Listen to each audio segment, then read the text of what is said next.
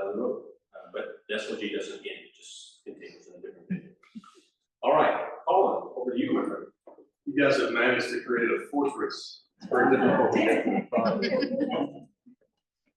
As we close out 2024, all of us in this room are exposed to a steady stream of negative news.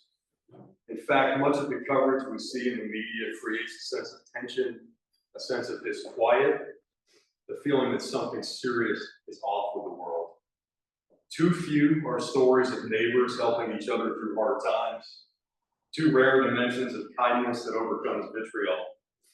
Because the world bombards us with the negative, people who are driven to improve the world by addressing its challenges, and people committed to leading when most others follow, need to know and support one another, share hard lessons with one another, and most importantly, encourage one another. The most powerful thing SLG taught me during our 4 months together is that none of us need ever be alone.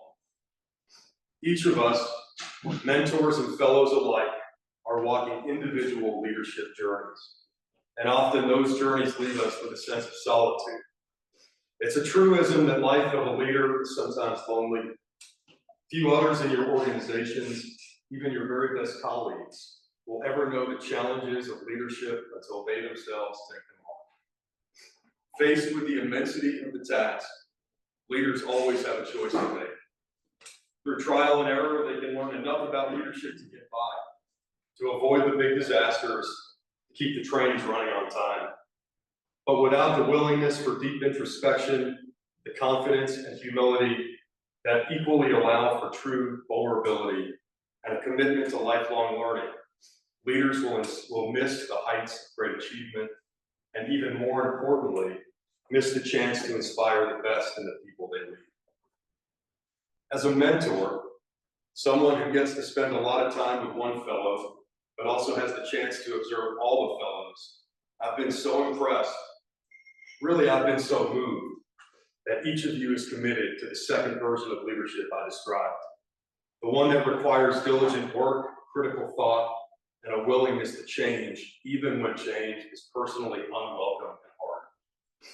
After watching you, and listening to you, and working with you across the months we spent together, I know that every fellow started this program for noble reasons.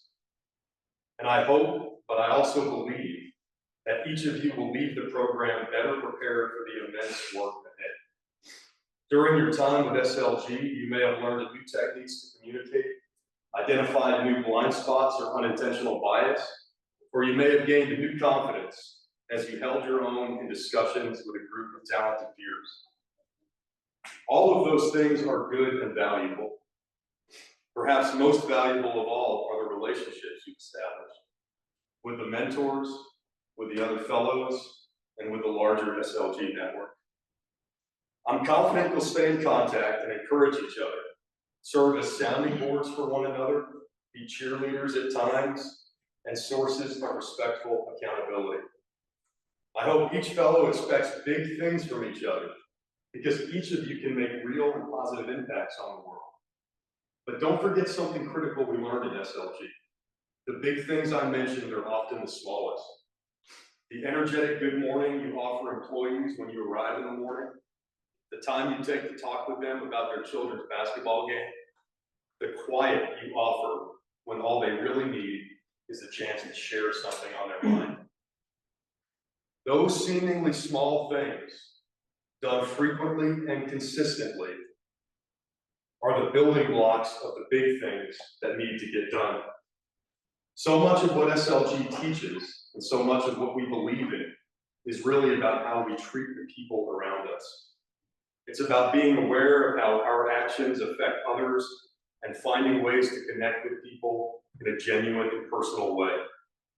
From that place of servant leadership, all good things flow. And the big things that seemed impossible transform into something manageable. I didn't learn that in any of our readings or from the input of the SLG staff or mentors. I learned it by watching and listening to the fellows, to all of you. Today marks the end of my first experience as an SLG mentor. and it was a good one. If you've benefited from your time as a fellow, I hope you also know how much all the mentors benefit from spending time with you. Because of you, I'm a better leader than I was 4 months ago. I'm also more hopeful than I have been in a long time that our world can tackle its toughest challenges. How could it not with leaders like you? Thank you for giving me the chance to speak this evening.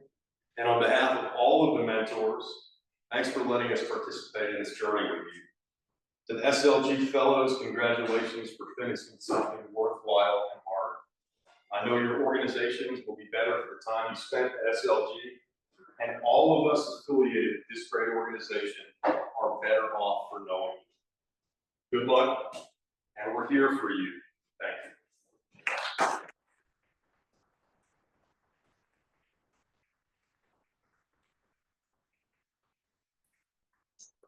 Mic up front.